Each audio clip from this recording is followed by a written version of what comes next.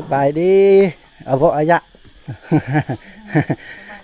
สวัสดีมาแต่มาโจแต่อันนี้ก็มุ่งด้วยหญ้าขัดหญ้าคาคือเฮือนปูเฮือนหญ้าสมัยตะกี้โอ้โหสุดยอดลายนี่เนาะใจแก้วเนาะนางนางจ้าอุ้ยสุดยอดเนาะบรรยากาศโอ้มีคำว่าแห้งแล้งแล้วก็บ่มีคำว่าที่ว่าเหี่ยวแห้งมีแต่ว่าอุดมสมบูรณ์ธรรมชาติปานเพิ่นนี่อ๋อเกมมากราบทักทายสบายดีพ่อแม่พี่น้องและ FC ที่เคารพและฮักแพงตอนนี้คมอยู่ที่หมู่บ้านเอาโฮเมืองสมุยแขวงสารวันในหมู่บ้านเอาโฮนี่จะเป็นชนเผ่าหนึ่งจะเป็นชนเผ่าปะโกะกะโดปากเว้าคายคือขมชนเผ่ากะโดเลยเนาะจะอยากคายคือแต่บ่แน่เนาะผมจะพาทุกคนและพ่อแม่พี่น้องที่เคารพและฮักแพงมาหลินมาเที่ยวมาเบิ่งและมาสัมผัสบรรยากาศในหมู่บ้านเพิ่นนี่ก็สิมีอากาศร้อนแน่จักหน่อยแต่ว่าก็บ่ร้อนหลายคือทางเขตตะโอยได้สบายดีเป็นช่วย ไปได้น้องไงจัดไปได้น้องเต้ไปแดงยิงเต้จ้ะอ๋อ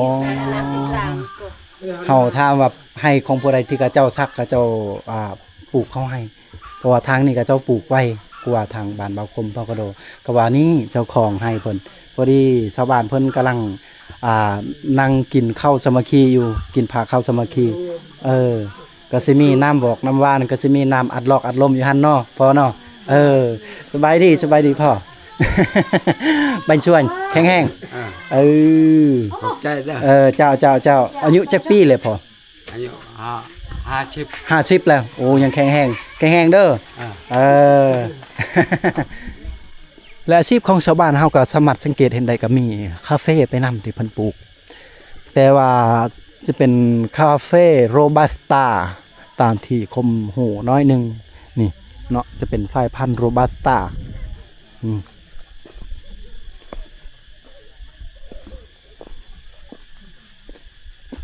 เฮาไปในมื้อนี้เฮาก็มีขนมน้อยเดียวนึงกับบ่หลายขนมเฮาเนาะก็สิแบ่งให้น้องๆเพิ่นจักหน่อยก็ยังมีอยู่โอ้ทางน้ำนี่ก็จะเป็นหนองสระของชาวบ้านเพิ่นเลยนี่กำลังสิบกกำลังสิแห้งแล้วนับเพิ่นน่าจะปล่อยน้ำออกไปโอ้ทางพุ่นธรรมชาติทิวทัศน์งามหลายเนาะจะเป็นผู้สูงทวนเนาะวิวธรรมชาติสุดยอดเดี๋ยวเป็นกันนั้นครับก็ย่างไปก่อนเข้าไปลินบ้านเพิ่น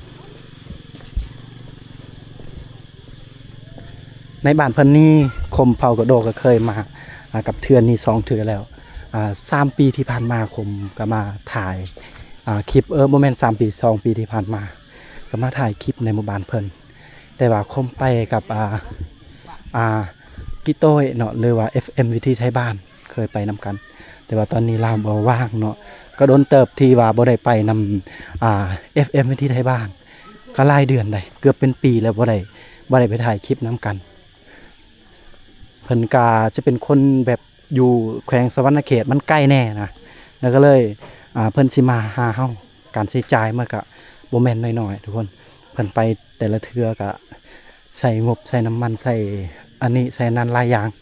เป็นล้านพุ่นแหละเนาะเป็นล้านกีบได้โอ้ยกลิ่นหอมดอกไม้ทุกคนกุ้มๆเลยเนาะจะได้กินดอกไม้จะเป็นน่าจะเป็นดอกคาเฟ่เนาะเพราะว่าเพิ่นปลูกคาเฟ่สายพันธุ์โรบัสต้าแต่ก็ดีประมาณนี้หอมหอบของบ้านเพิ่นกะตัวนี้ก็จะเป็นเดินบานแน่กับโบแมนแน่เนาะแล้วก็พอดีหอดหมู่บ้านเพิ่นก็เรียบไปทางลุ่มพุ้นเดี๋ยวขึ้นมาจังซี่เลยมาจังซี่เราออกไปทางพุ้นเลยเดี๋ยวเป็นในใดกันนั่นเฮากับซีเลาะแล้วก็ซีทัวร์ให้ทุกคนได้รับชมเลยบ้านเพิ่นนี่ไปทุกคนสบายดีเอาพวกอายะ สวัสดีมาแต่มาโจแต่จีจัดใกล้เลยอยู่จีจัดแก้วนั่ง พอดีเฮาถามชาวบ้านว่าสบายดีบ่มาแต่ไสมาแต่ซักเฮาให้บ่เพิ่นว่าแม่นพอดีเฮาก็ตอบว่าคือว่าซักไวเนาะทางนี้เนาะทางบ้านเฮาเพิ่นพัดซ่าเอาเยี่ยม โอ้ยนะแม่ เออ ขอบใจขอบใจ เวลาอยู่ต้นไม้โยนนี่ไม่ต้องกำเบินนี่เลยว่าขอบใจ ขอบใจ เอานอนเนี่ยตะดุงยาไก่จะแก้วนะเอามื่อยาดา จ้าจ้าต่อ โอ้จันจ้าโดยเมื่อบนจีจ่าเขาถามว่าได้อีหยังเลยของกินทางนั้น มีกะเระเหรอ จะแก้ว มีกะเระเหรอ เยอะนี่ปบไปหมดเลยเด็กน้อยนี่เนาะ เยอะชนะบาระครับ จะปลาละไม้โว้ยล่ะ อ้าวโอ้ยขอบใจเด้อนี่อันนี้จะเป็นเฮือนทั้งเฮือนครัวแล้วก็นี่คือเฮือนใหญ่แต่ว่าเฮือนครัวแน่แล้วก็เฮือนนอนแน่เนาะบางครั้งบางคืนถ้าแขกคนร้ายก็เพิ่นก็มานอนนี่โอ้ยนี่แต่เก่าเพิ่นก็น่าจะมุงหญ้าแต่ว่าปัจจุบันนี้เพิ่นก็สิเปลี่ยนเป็นใส่สังกะสีเอาแรกคือปลังแง่ปวงกับบ่เต้มาโตนิดดอกแต่แรก đây lót plăng อ๋อ ấy lót đây bằng plăng ấy อืม ấy lót plăng đây bằng plăng với tạ pen นั่นแหละเขาถามว่าแต่เก่ามันจะเป็นมุงหญ้าบ่เพิ่นว่าแม่นแต่ว่าปัจจุบันนี้เขาเจ้ามางแล้วก็ซอกหายากแหละหญ้าขัดหญ้าขาหรือว่าใบตองวายใบตองข้อแล้วก็เลยมาใส่สังกะสีเอาเจ้าเอาอีกทีเนื้อกำเอิญนะขอบใจพอดีเขาถามเพิ่นว่าถ้าเขาลงไปลงพูดแล้วก็ขึ้นมาพี่น่าจะได้เนอนแล้วก็ออกมาพี่เลยเพิ่นว่าได้เอาเดี๋ยวเป็นในใดกันนั่นคมแล้วก็พ่อแม่พี่น้องจะเข้าไปลินหมู่บ้านเพิ่นไปทางลุ่มพุ่นเลยเนาะท่านี้ก็จะเป็นเฮือนสารบ้านแปลนกระเจ้านะกระเจ้ายังใส่ชีวิตอยู่นี่เนาะแต่ก็สุดโทรมไปหมดเลยเนาะบอกว่าจะเป็นหลังคามุงหญ้าคัดหญ้าคาแล้วก็ใบตองข้อบอกใบวายเพราะว่าเนื่องจากว่าบางครอบครัวก็เจ้ามีบางครอบครัวก็เจ้าบ่มีเงินคำก็จำเป็นก็ต้องไปหามาได้ให้มันได้ใบตองข้อนี่มุงหรือหญ้าคาเอามุงเอาทางบ้านเพิ่นนี่ถ้าเพิ่นปลูกกาแฟไปเรื่อยๆนี่ก็น่าจะโอเคเลยมันงามเลยเพราะว่าผมสังเกตเห็นสายพันธุ์โรบัสต้าที่เพิ่นปลูกนี่ก็มันก็โอเคอยู่นี่แต่ถ้าว่าเพิ่นปลูกหมดแบบเต็มส่วนเต็มภูเลยก็งามเลยเนาะเพราะว่าบ้านเพิ่นก็มีภูสูงภูทางหน้าพุ่นจะเป็นภูอ้อมรอบหมู่บ้านเพิ่นตัวบ่ว่าบ่น้อยมือเธอบ่น้อยมือเธอเพิ่นว่าไปลินโทรศัพท์ไปลินโทรศัพท์เอาไงใกล้จะแก้ว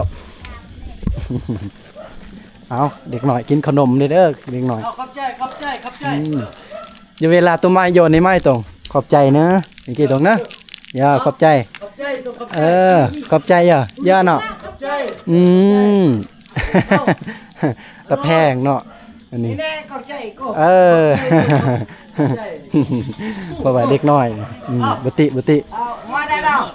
ขอบใจเอาตามสบายเอาเนาะขอบใจไอ้นี่คำหูได้เอาตามสบายอีหมอโจแต่ซักเข้าให้แล้วอีหมอชักเข้าไว้ เรียบร้อยเนาะทางบ้านเฮาเนาะบัดนี้เนาะสบายดีโดยขอบอกขอบใจว่าเป็นเจ้านี่เพิ่นกำลังกินเหล้าสามัคคีเนื่องจากว่าโอ้ขอบใจหลายๆเด้อขอบใจเจ้าโดยอยู่ดีมีแหงเด้อขอให้ร่ำให้รวยอันนี้จะเป็นน้ำสาบ่น้ำสาน้ำสาที่เพิ่นต้มนี่แหละแขกคนมาความฮักของชนเผ่าเฮาความฮักของหมู่บ้านเฮาชนเผ่าปะโกะปะกะโดทุกคนเวลาแขกคนมาก็ขาดน้ำตัวนี้แหละบ่ขาดเลยไปในเมืองนี่กินน้ำจอกนึงก็ยังเสียเงินแม่นแต่เฮาไปเขตชนบทไปทางใดก็เอิ้นกินข้าวกินน้ำนี่แหละความฮักชนเผ่าเฮาโอ้ตัวเด้อก็แล้วมั้งแล้วมั้งจ้ากินสามัคคี ขอบใจเด้อ ได้ไว้ออกรายการไหนยิ่งไม่บอกอย่างที่ โอเคสิเลาะ เดี๋ยวต้ม เลาะกันเด้อเลาะลิ้นโดยขอบใจร่ำรวยเนาะเอานี่แหละ สภาพที่ว่าใช่จ้า โอ้ยบอกไป อันนี้ก็จะเป็นหมู่ที่เพิ่นห้ามว่าซื้อน่าจะซื้อแต่เวียด เพราะว่าเพิ่นสิเฮ็ดฮีดแน่เวลาจะซักเข้าให้ตามความเชื่อทางบ้านเฮาเนาะเวลาซักเข้าให้ก็ต้องเฮ็ดฮีดจำผีเพื่อจะเข้าน้ำทางป่าให้มันงามเนาะประมาณนี้แหละอันนี้ก็มุ่งด้วยหญ้าคัดหญ้าคาคือเฮือนปูเฮือนหญ้าสมัยตะกี้โอ้โหสุดยอดลายนี่เป็นงามทุกคนสบายดีอะจ้ะเยอะที่จ่าโดยเยอะ ย่ออยากไป โอ้บ่สบายเจ็บหัวเพิ่นว่าเพิ่นบ่สบายถามกินข้าวกินน้ำเป็นที่เรียบร้อยบ่กินแล้วแต่ว่าเพิ่นบ่สบายเจ็บหัวเจ็บไข้ได้ป่วยโอ้ลูกหลานกูมียาที่จะมาฝากมาต้อนได้ยังบอลได้ไก่ตะมอดไม่เทียมไก่เจ้าเทียมคือคนไก่โคไม่ง่าย เฮาจะลงลุมไปพุ่นก่อนทุกคนเนาะเพราะว่าหมู่บ้านเพิ่นก็หลายครอบครัวเติบเนาะแล้วก็แต่ละครอบครัวก็สิมีความแตกต่างบางสิ่งบางอย่างน้อยหนึงในการดำเนินชีวิตโอ้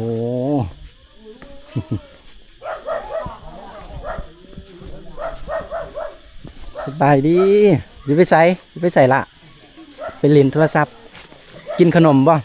กินบ่ขนมโอ้เป็นตะแพงเนาะ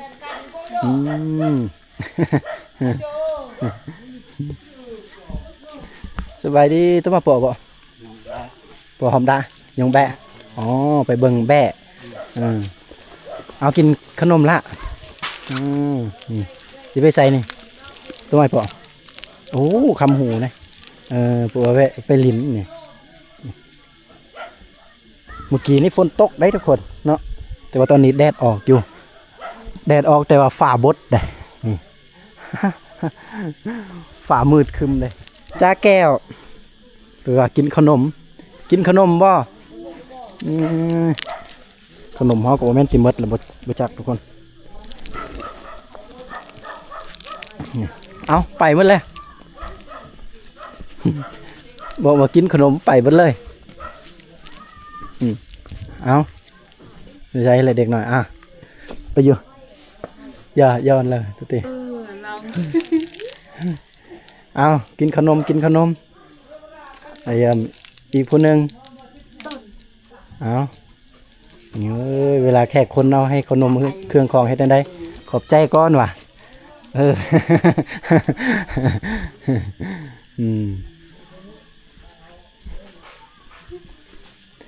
ขมนี่มักมวนได้เนาะไปทางใดก็มักหยอกชาวบ้านเพิ่นมักหยอกกับเจ้านิสัยคมก็ประมาณนี้แหละมักปากมักเว้ามักยิ้มแย้มแจ่มใส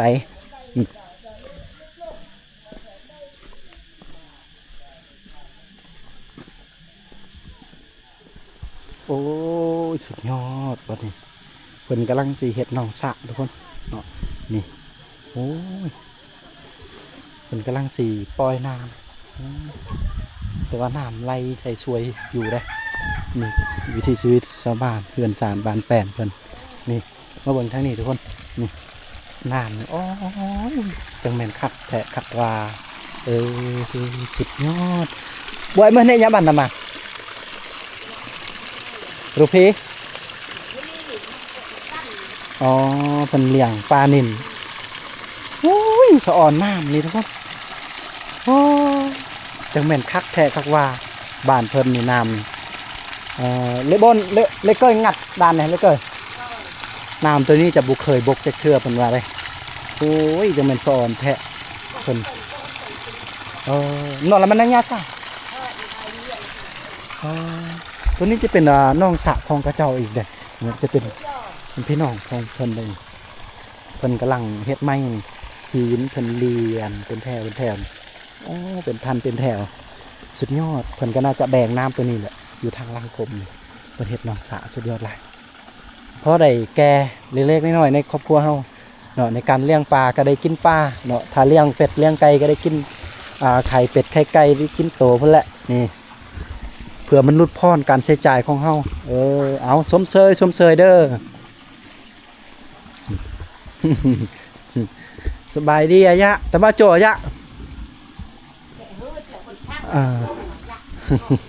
เพิ่นมาแต่เก็บยาสูบแต่มาไม่โจแต่มาโจอะยะไก่ฮืดอ๋อเพิ่นมาแต่เอายาสูบ เรียกคือ โอ้อันนี้เรียกไปว่ายาสูบนี่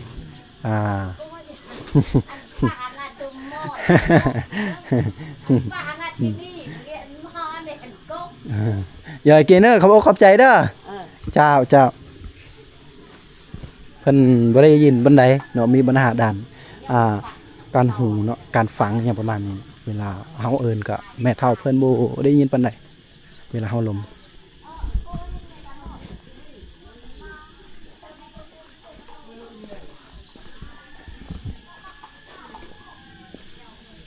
เฮือนซ่านบ้านแป้นกับเจ้าที่เลยสบายดี บ่ได้ไปซักข้าวให้บ่หรือว่าเรียบร้อยแล้วเฮือนเฮาโอ้รอท่าจะเสียหญ้าเนาะบัดนี้รอท่าขั้นตอนที่จะเอาหญ้าออกเอาขนมให้เด็กน้อยก่อนจะแก้วเนาะจะแก้วเนาะนางนางโว้ยแล้วจ้าอุ้ยแต่มาเจออัตตี อ๋อมาแต่ลินแต่เหือนเพิ่นเหือนพี่น้องนี่เพราะว่าเหือนของกับเจ้าติดกันเนาะไปหามาสู่ก็ง่ายเอิ้นกันประมาณ45-60ครอบครัวเหือนแต่กับเจ้า4ฮู้หมดแต่ละครอบครัวเหือนเจ้าเหือนคอยประมาณนี้แหละมาญาไก่น้อยจะแก้วเดี๋ยวกินนะ นี่เด็กหน่อยเต็มเลยบัดนี่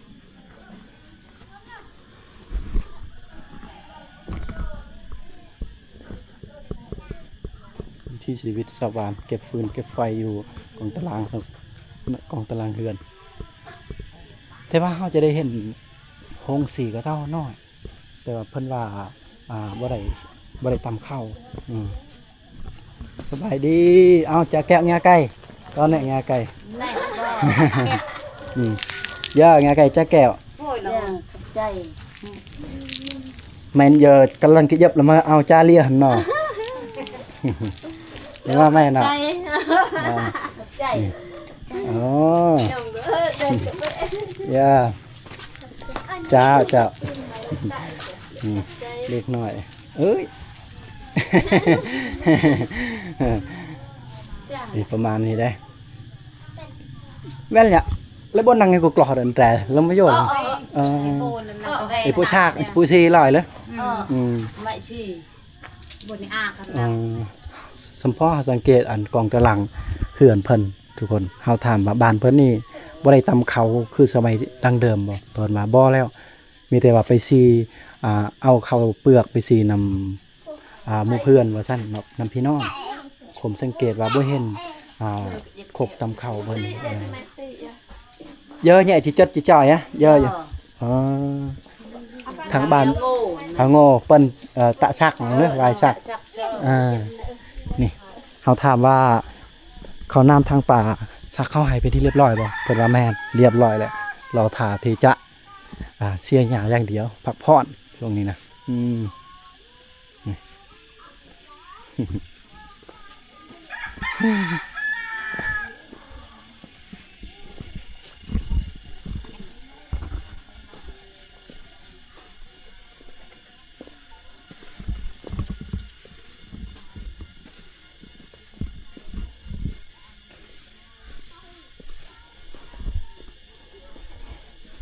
บรรยากาศทางนี้บ่ได้เป็นที่ว่าแห้งแล้งได้ทุกคนบรรยากาศอุดมสมบูรณ์บรรยากาศแบบสดชื่นเนาะสิว่าหนาวหลายก็บ่แล้วก็สิว่าร้อนหลายก็บ่ทุกคนสังเกตเบิ่งโลดต้นไม้ใบหญ้า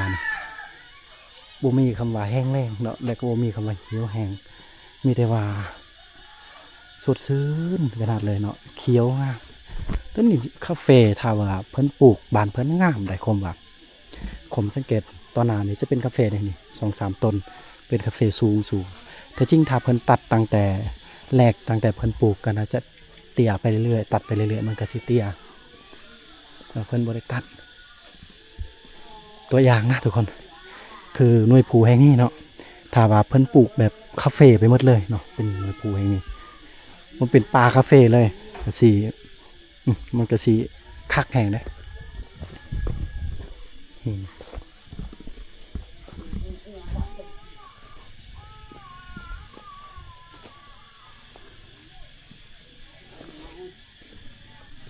อ๋อ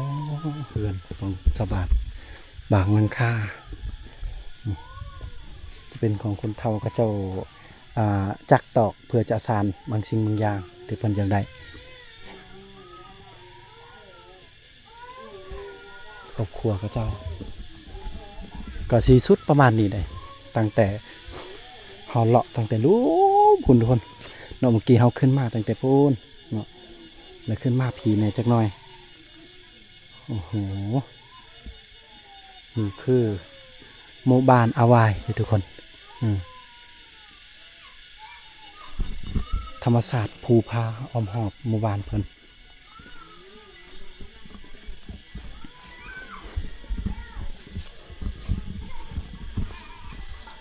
เป็นแต่อยากให้ชาวบ้านเพิ่นปลูกกาแฟไปหมดเลยเด้เนาะ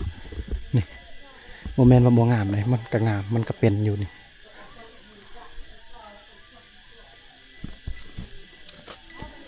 หญ้าก็เขียวพอดีงัวกินหญ้าอยู่ทางนาสุดยอด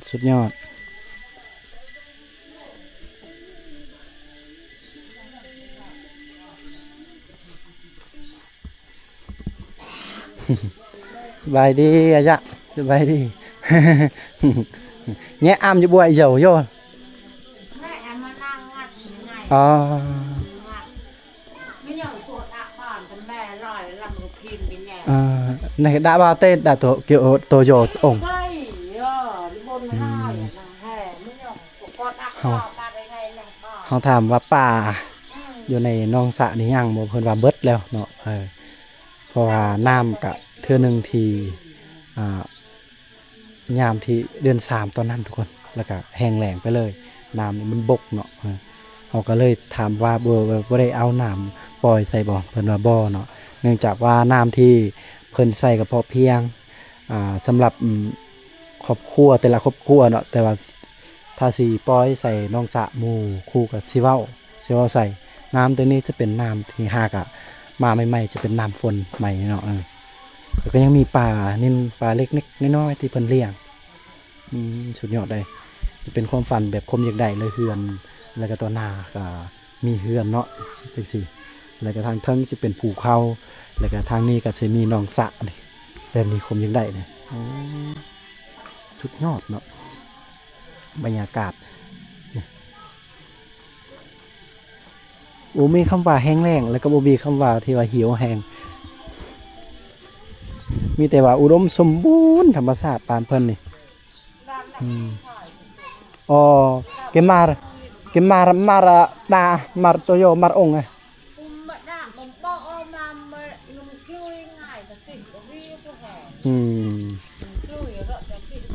น้ำอันนี้มันก็ออกตลอดน้ำนี่บ่เคยบกบ่เคยแห้งแล้งแต่ก็เนื่องจากคือความว่าแหละมันก็สิบางครอบครัวมันก็ไล่พอเพียงในการชมใส่ในครอบครัวแต่บางครอบครัวมันก็จนเหลือเฟือจนได้ปล่อยใส่หนองสระประมาณนี้เด้ตามที่เพิ่นเว้าเฮือนซานบ้านแปนเพิ่นก็ไปฮอดไปพูนทางพุ่นจะเป็นโรงเรียนเนาะโรงเรียนประถมของหมู่บ้านอาวายเพิ่นเนาะไปทางหน้าหน่อยนึงจะเป็นโรงเรียนคมมักบ่นี่แหละจุดบ่นี่แหละส้มวิวบ่นี่โอ้ยจังแม่นคักแท้เนาะติแต่ว่าเพิ่นเฮ็ดเฮือนแบบต่ำๆหน่อยนึงถ้าเพิ่นเฮ็ดสูงนี่โอ้โหสุดยอดหาเบิ่งได้ยากเลยธรรมศาสตร์แบบนี้ทุกคนเนาะอันนี้คือธรรมศาสตร์ที่อุดมสมบูรณ์ธรรมศาสตร์ที่สวยงามกราบขบอกขอบใจพ่อแม่พี่น้องและ FC ทุกคนที่เคารพและฮักแพงที่ได้รับได้ชมวิดีโอคมชนเผ่ากระโดใน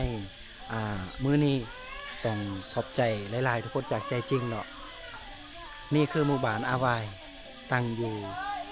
อาโหหมู่บ้านอาโหตั้งอยู่เมืองสมุยแขวงสารวันใกล้กับเมืองโตยทุกคนเนาะใกล้บ้านนี้ไปพุ่นหน่อยหนึงก็จะเป็นหมู่บ้านอางอเนาะจะเป็นหมู่บ้านที่ขึ้นกับ